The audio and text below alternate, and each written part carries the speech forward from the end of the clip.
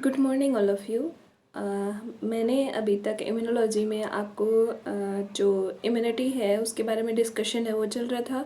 Hopefully जो previous classes है उसके वीडियो जो है आप सब ने देख लिए होंगे। ओके, तो नेक्स्ट अभी हम इम्यूनोलॉजी का जो टॉपिक है वो इम्यूनिटी के बारे में ही डिस्कस कर रहे हैं। आपकी जो इन्नेट इम्यूनिटी थी वो आपकी कंप्लीट हो चुकी है। अभी एक्वायर्ड इम्यूनिटी जो है वो स्टार्ट होगी। ओके, तो let's start with the acquired immunity.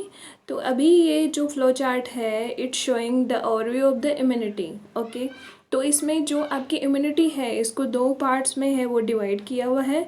कौन कौन से parts? Innate immunity and the acquired immunity. ये फ्लो चार्ट है वो मैंने पहले भी शो किया था। It's just for revision only. Okay, तो इन्नेट इम्यूनिटी जो है वो क्या होती है? वह इम्यूनिटी जो आपको जन्मजात है वो मिलती है, मतलब किसी एंटीजन के एक्सपोजर की इसको ज़रूरत है वो नहीं होती है, ये ऑलरेडी ही आपकी बॉडी के अंदर है वो प्रेजेंट है वो होती है। Next is the acquired immunity. तो एक्वायर्ड इम्यूनिटी जो है किसी भी एंटीजन का जब बॉडी के अंदर एक्सपोजर होगा उसके रिस्पॉन्स में एंटीबॉडीज़ का फॉर्मेशन होगा, उसे हम क्या कहते हैं? एक्वायर्ड इम्यूनिटी है वो कहते हैं। तो इसका दूसरा नाम है वो हम हिंदी में बोलते हैं कि उपार्जित। ओके, तो उपार्जित प्रतिरक्षा। ओके, तो अभी आपकी इन्नेट इम्यूनिटी जो हमने जितने भी बैरियर्स हैं वो सब डिस्कस है वो कर लिए थे। अभी एक्वायर्ड इम्यूनिटी जो है उसके टाइप्स हम वो डिस्कस करते हैं। एक्वायर्ड इम्यूनिटी को दो पार्ट्स में है वो डिवाइड है वो किया है। कौन कौन से parts? Active immunity and the passive immunity. Okay, तो एक्टिव इम्यूनिटी में ये पहले भी बताया जा चुका है कि एक्टिव इम्यूनिटी के अंदर क्या होगा कि जो डायरेक्ट रूट आपका है वो आएगा, एंड द पैसिव मतलब पैसिवली ट्रांसफ़र एंटीबॉडीज़ का किस तरह से है वो होगा किसी ऑर्गेनिज्म के अंदर। ओके, तो एक्टिव इम्यूनिटी जो है उसके अंदर क्या होगा कि produced by antibodies that develop in response to antigen. जैसे ही कोई एंटीजन आया उसके रिस्पॉन्स में एंटीबॉडीज़ का फॉर्मेशन है वो किसके अंदर होता है? एक्टिव इम्यूनिटी के अंदर है वो होता है। ओके, तो second is the passive immunity. Passive immunity में क्या होगा? Produced by transfer of antibodies from another person. Okay, तो इसमें क्या होगा कि एंटीबॉडीज़ हैं उनका ट्रांसफ़र है वो किया जाएगा किसके अंदर? दूसरे पर्सन के अंदर है वो किया जाएगा। ओके, तो अभी एक्टिव इम्यूनिटी जो है इसको भी हम दो पार्ट्स में है वो डिवाइड करते हैं। कौन कौन सी? Natural acquired active immunity and the second is the induced active immunity या आर्टिफिशियल एक्वायर्ड एक्टिव इम्यूनिटी के अंदर है वो इन दोनों के अंदर है वो डिवाइड करेंगे।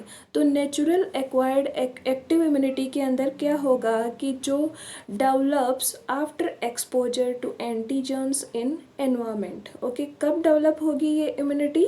जब कोई एंटीजन का एक्सपोजर है वो होगा तो उसके रिस्पॉन्स में एंटीबॉडीज़ बनेंगे नेचुरली, उसे हम किस में लेंगे? नेचुरली एक्वायर्ड एक्टिव इम्यूनिटी के अंदर है वो रखेंगे। दूसरा है आपका आर्टिफिशियल एक्वायर्ड एक्टिव इम्यूनिटी। तो आर्टिफिशियल एक्वायर्ड एक्टिव इम्यूनिटी क्या है? Develops after administration of the antigen to prevent disease. कब डेवलप होगी ये? जब किसी एंटीजन का आप एडमिनिस्ट्रेशन मतलब एंटीजन का आप एक्सपोजर करोगे, किस तरह से? किसी वैक्सीन के थ्रू आप क्या करोगे? किसी एंटीजन को ही बॉडी के अंदर है वो एंटर कराओगे तो उसके रिस्पॉन्स में एंटीबॉडीज़ बनेंगी, उसे हम किस में काउंट करते हैं?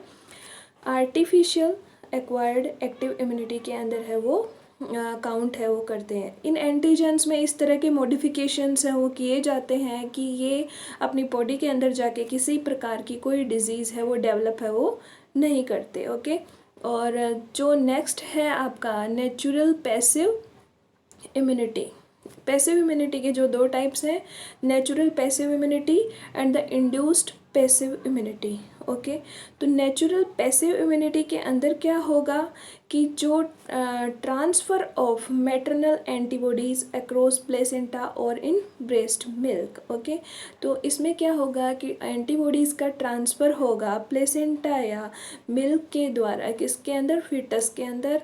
और दूसरा है इंड्यूस्ड पैसिव इम्यूनिटी। इसके अंदर क्या होगा कि किसी वैक्सीन या administration of the antibodies to combat infections, किसी इन्फेक्शन से फाइट करने के लिए डायरेक्टली एंटीबॉडीज़ का वैक्सीन है वो क्या किया जाएगा, बॉडी के अंदर है वो दिया जाएगा, जिससे क्या हो, इम्यूनिटी है वो डेवलप होने की ज़रूरत नहीं है, ऑलरेडी एंटीबॉडीज़ हैं उसके अगेंस्ट, एंटीजन के अगेंस्ट हैं वो हम दे रहे हैं। ओके, तो ये आपका ओवरव्यू ऑफ द इम्यूनिटी है वो हो गया। अभी देखो एक एक चीज़ को लेते हैं हम। Naturally acquired active immunity, okay, तो इसकी एक एक लाइन पे आप कंसंट्रेट कीजिए। Naturally acquired active immunity is obtained when a person is exposed to antigens in the course of the daily life. Direct exposure, okay, तो डायरेक्ट एक्सपोजर किसी भी एंटीजन का होगा तो उसके रेस्पॉन्स में जो आपका इम्यून सिस्टम एक्टिव होगा उसे हम नेचुरली एक्वायर्ड एक्टिव इम्यूनिटी के अंदर है वो काउंट करेंगे। The immune system then respond by producing antibodies and the specialised lymphocytes. तो इसके रेस्पॉन्स में एंटीजन जब आपकी बॉडी में एंटर किया तो उसके रेस्पॉन्स में क्या बनेंगी, कुछ है आपका इम्यून सिस्टम क्या प्रोड्यूस करेगा, कुछ एंटीबॉडीज़ को प्रोड्यूस करेगा और कुछ स्पेशलाइज्ड लिम्फोसाइट सेल्स को है वो प्रोड्यूस करेगा। ये लिम्फोसाइट सेल्स जो होती हैं वो दो टाइप की हैं, T lymphocyte cells and the B lymphocyte cells. T lymphocyte and the B lymphocyte ये हम आगे पढ़ेंगे, इनका नाम है इनके ओरिजिन के अकॉर्डिंग है वो दिया गया है।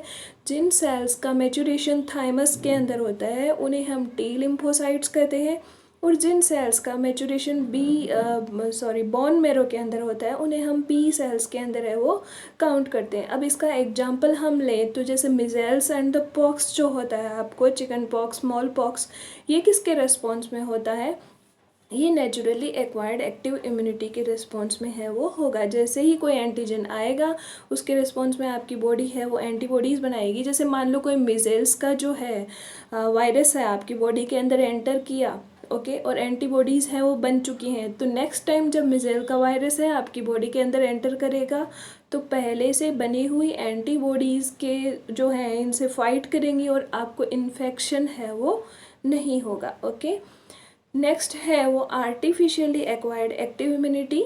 तो आर्टिफिशियली एक्वायर्ड एक्टिव इम्यूनिटी क्या है, active immunity results from vaccination और immunisation.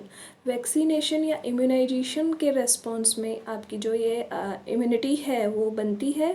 Vaccination introduces specifically prepared antigens into the body. तो इसमें क्या होगा, वैक्सीनेशन क्या करता है कि जो स्पेसिफिकली कुछ स्पेशल एंटीजन्स हैं उनको प्रिपेयर किया जाता है और आपके बॉडी के अंदर इंट्रोड्यूस है वो किया जाता है। अब स्पेसिफिकली क्यों, इनकी एंटीजेनिक प्रॉपर्टीज़ को क्या किया जाता है, हटा दिया जाता है और उसके बाद में आपकी बॉडी के अंदर इनका एक्सपोजर है वो किया जाता है। These antigens are no longer able to cause disease but they are still able to stimulate an immune response. Okay, ये जो एंटीजेंस हैं वो किसी प्रकार की डिजीज़ है बाद में नहीं कर पाते, लेकिन इम्यून रेस्पॉन्स है उसको क्या कर सकते हैं, स्टिमुलेट है वो कर सकते हैं। ओके, नेक्स्ट है आपका नेचुरली एक्वायर्ड पैसिव इम्यूनिटी। तो ये हम डिस्कस कर चुके हैं। Naturally acquired passive immunity involves the natural transfer of antibodies from a mother to a child. Okay, तो नेचुरली एंटीबॉडीज़ का ट्रांसफ़र किस में, मदर टू चाइल्ड। ओके, तो इसे हम क्या कहते हैं, नेचुरली एक्वायर्ड पैसिव इम्यूनिटी है वो कहते हैं। ओके, हाँ, तो इसमें क्या होगा कि मदर है वो क्या करेगी, अपनी एंटीबॉडीज़ को हर antibodies to her foetus across the placenta है वो इनको है वो पास है वो करेगी। ओके, तो नेक्स्ट थिंग है, in addition certain antibodies are also passed from the mother to child during breast feeding. Breast feeding के दौरान भी कुछ एंटीबॉडीज़ है वो मदर से फीटस के अंदर है वो ट्रांसफ़र है वो की जाती हैं।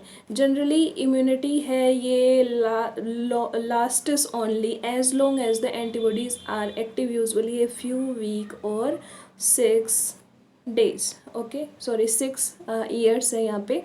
तो ये जो इम्यूनिटी है वो कितने टाइम के लिए एक्टिव रहती है, कुछ वीक्स के लिए, मंथ्स है सॉरी, कुछ वीक्स के लिए या 6 महीने तक आपको इम्यूनिटी है वो प्रदान है वो कर सकती है। कुछ वीक्स और 6 मंथ्स तक का है वो इम्यूनिटी है वो प्रदान है वो कर सकती है फीटस को। ओके, नेक्स्ट है आर्टिफिशियली एक्वायर्ड पैसिव इम्यूनिटी। तो आर्टिफिशियली एक्वायर्ड पैसिव इम्यूनिटी जो है involve an injection of antibodies into the body.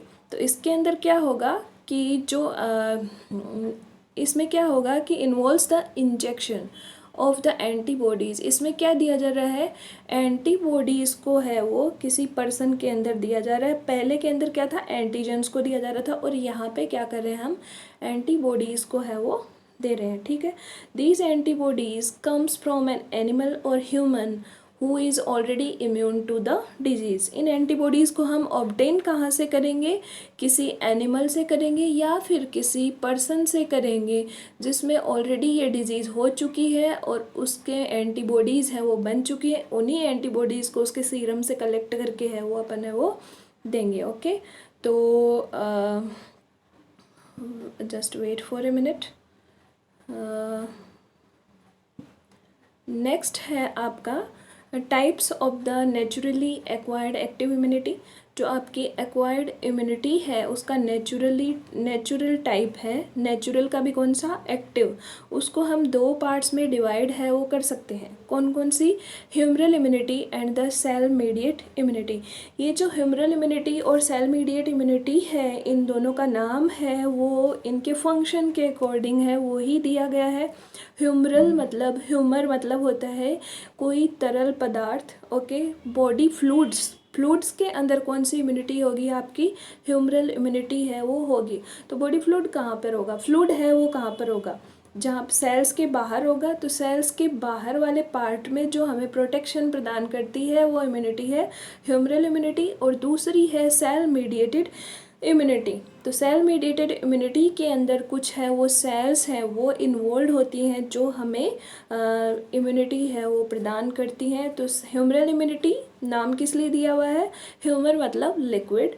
तो जो आपकी बॉडी फ्लूइड्स के अंदर इम्यूनिटी डेवलप होगी उसे हम कहते हैं ह्यूमरल इम्यूनिटी। और सेल मीडिएटेड इम्यूनिटी में कुछ स्पेसिफिक सेल्स हैं वो इन्वॉल्व होंगी, कुछ सेल्स हैं वो इन्वॉल्व होकर ये इम्यूनिटी प्रदान करेंगे, उसे हम सेल मीडिएटेड इम्यूनिटी के अंदर है वो काउंट करते हैं। तो फर्स्ट आपका लेते हैं हम ह्यूमरल इम्यूनिटी। तो ह्यूमरल इम्यूनिटी है वो क्या है, ठीक है। तो ह्यूमरल इम्यूनिटी देखिए इसमें क्या मेंशन किया हुआ है, ह्यूमरल इम्यूनिटी और the humoral immunity is the aspect of the immunity that is mediated by macromolecules found in extra cellular fluid, okay, such as secreted antibodies, complement proteins and the certain antimicrobial peptides.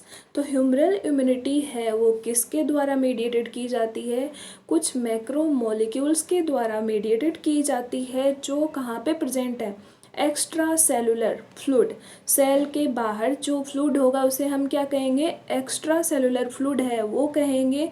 उसके उन macromolecules extra cellular fluid के अंदर present है और वो हमें immunity है वो प्रदान कर रहे हैं, उसे हम क्या कहते हैं, ह्यूमरल इम्यूनिटी है वो कहते हैं। अब ये जो मैक्रोमोलिक्यूल्स हैं वो हो क्या कह सकते हैं, एंटीबॉडीज़, ओके, कुछ कॉम्प्लीमेंट प्रोटीन्स, कॉम्प्लीमेंट की डेफिनेशन हमने पहले की क्लासेस में देखी थी, कुछ कॉम्प्लीमेंट प्रोटीन्स हैं वो हो सकते हैं, या फिर कुछ एंटी माइक्रोबियल पेप्टाइड्स हैं वो हो सकते हैं।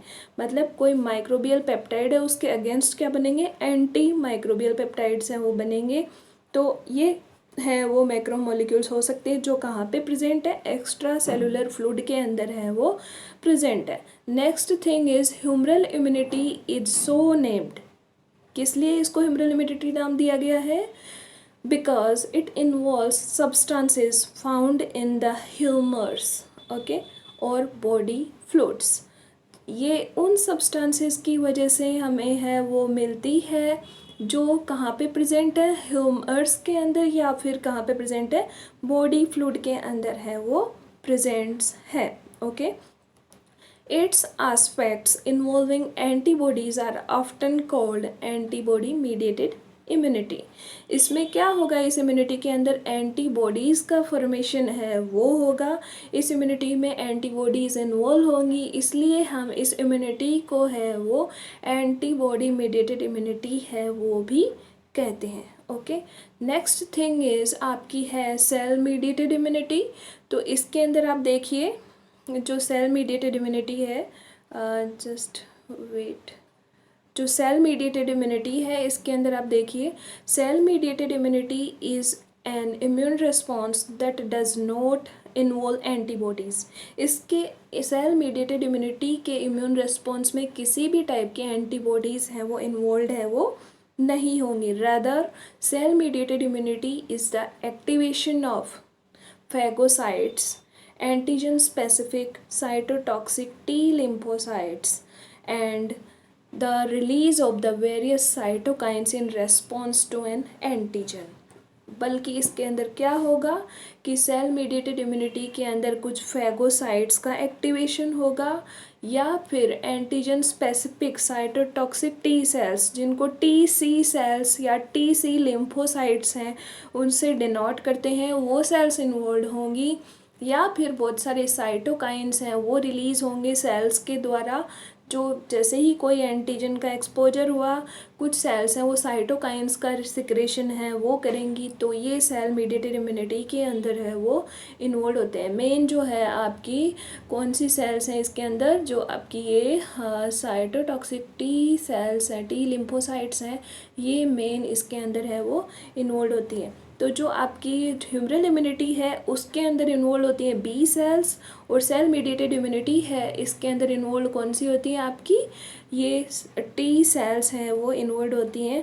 टी सेल्स में भी कौन सी, T C cytotoxic T cells हैं वो इन्वॉल्व हैं वो होती हैं। इसके अलावा भी आपकी टी एच या टी हेल्पर सेल्स होती हैं, जो कि क्या होती है बी सेल्स और ये सॉरी बी ह्यूमरल इम्यूनिटी और सेल मीडिएटेड इम्यूनिटी दोनों के अंदर इन्वॉल्व है वो होती हैं। ओके, तो नेक्स्ट आपका है ये देखिए एक जो फ्लो चार्ट है वो बना हुआ है humoral immunity versus cell mediated immunity को एक्सप्लेन करने के लिए। तो इसमें देखिए जो ह्यूमरल इम्यूनिटी है, जैसे एक मिनट, ह्यूमरल इम्यूनिटी के अंदर क्या होगा, जैसे मान लो कि ये एंटीजन आया तो किसने कैप्चर किया इसको, ह्यूमरल इम्यूनिटी में बी सेल्स ने। ह्यूमरल इम्यूनिटी में हमेशा बी सेल्स हैं वो इन्वॉल्व होती हैं। अब जैसे ही इसको एंटीजन को कैप्चर किया, इसके बाद में इसके रेस्पॉन्स में यहाँ पे कौन कौन सी सेल्स बनी, प्लाज्मा सेल्स और मेमोरी बी सेल्स। तो जो ये प्लाज्मा सेल्स हैं तो उस टाइम जैसे ये एंटीजन आया उसको डिस्ट्रॉय करने का काम कौन करेंगी, उसी वक्त प्लाज्मा सेल्स करेंगी। और मेमोरी बी सेल्स हैं वो क्या करेंगी, मेमोरी का मतलब क्या होता है, यादाश्त।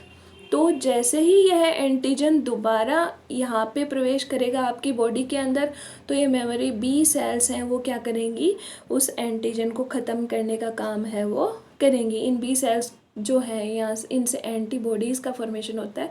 ओके, तो नेक्स्ट है आपका, जैसे ये वाला जो पार्ट है वो कौन सा है आपका, सेल मीडिएटेड वाला पार्ट। तो एंटीजन है displayed by the infected cells, antigen आया और एंटीजन को डिस्प्ले कौन कर रहा है, इन्फेक्टेड सेल्स, उन सेल्स के ऊपर एंटीजन है वो डिस्प्ले है वो हो रहा है। ओके, तो उसके रिस्पॉन्स में कौन सी सेल्स हैं वो बनी, T C cytotoxic T cells हैं वो बनी। ओके, तो अभी जो ये है आपकी एंटीजन कुछ ये टी सी सेल्स तो किसको रिकॉग्नाइज करेंगी, जो डिस्प्ले किया हुआ है किसी सेल के ऊपर डिस्प्ले किए हुए एंटीजन को, तो टी सी सेल्स ने रिकॉग्नाइज किया और ये डिवाइड हो गई किसके अंदर, memory T cells and the active T C cells के अंदर है वो डिवाइड हो गई। और दूसरा एंटीजन है, देखो दूसरा एंटीजन कौन सा है, antigen engulfed and the displayed by the phagocytotic cells. तो फेगोसाइटोटिक सेल्स ने क्या किया कि एंटीजन को इंगल्फ किया और उसके बाद में अपने ऊपर डिस्प्ले किया है, तो उनको कौन रिकॉग्नाइज करेंगी, टी एच या हेल्पर सेल्स हैं वो रिकॉग्नाइज करेंगी और ये रेप्लिकेट होंगी और उसके बाद में कौन सी सेल्स बनाएंगी, मेमोरी टी हेल्पर सेल्स और टी हेल्पर सेल्स दोनों का फॉर्मेशन है वो करेंगे। ओके, तो पहले ह्यूमरल इम्यूनिटी में बी सेल्स हैं वो एंटीजन को रिकॉग्नाइज करके प्लाज्मा सेल्स, और प्लाज्मा सेल्स के बाद में कौन सी सेल्स बना रही है, मेमोरी बी सेल्स हैं उनका फॉर्मेशन कर रही है। इधर ये जो टी हेल्पर सेल्स हैं ये दोनों पे इन्वॉल्व है। देखिए आप, बी सेल्स की भी हेल्प कर रही हैं और इधर टी सी सेल्स की भी हेल्प है वो कर रही है। ओके, तो साइटोटॉक्सिक टी सेल्स हैं वो सिर्फ किस में प्रेजेंट होगी, सेल मेडिएटेड के अंदर होगी। टी हेल्पर सेल्स, इनको याद रखना, टी हेल्पर सेल्स हैं वो बी सेल की भी हेल्प करेंगी। हेल्पर ही नाम है तो definitely it will help both the cells. T C cells की भी हेल्प है वो करेंगी। तो जो एंटीजन फेगोसाइटोटिक सेल्स ने इंगल्फ किया और अपने ऊपर डिस्प्ले किया है, ये किस तरह से होगा उसकी प्रोसेसिंग अपन आगे देखेंगे। तो जैसे ही इसने डिस्प्ले किया तो उसको टी हेल्पर सेल्स ने रिकॉग्नाइज करके क्या किया, मेमोरी सेल्स और memory T helper cells and the T helper cells का फॉर्मेशन किया। और इधर एंटीजन जो इन्फेक्टेड सेल्स के द्वारा डिस्प्ले हो रहा था उसे टी सी सेल्स रिकॉग्नाइज कर रही है और मेमोरी टी सेल्स और द एक्टिव टी सेल्स का फॉर्मेशन है वो कर रही हैं। Okay, thank you. आज के लिए इतना ही। इसके बाद में हम डिफरेंस देखेंगे cell mediated immunity and the humoral immunity के अंदर है वो क्या क्या डिफरेंसेस हैं। इसका मैंने पीडीएफ है वो पहले भेज दिया है, तो उसको अच्छे से पढ़ें। उसके बाद में हम वो डिस्कस करेंगे। And for the English medium students I am providing these videos, so just focus on the videos and don't focus on the PDF. Okay, तो PDF is only for the Hindi medium students. All matter is available, also available in the these PPTs, so don't be panic. Okay, thank you so much.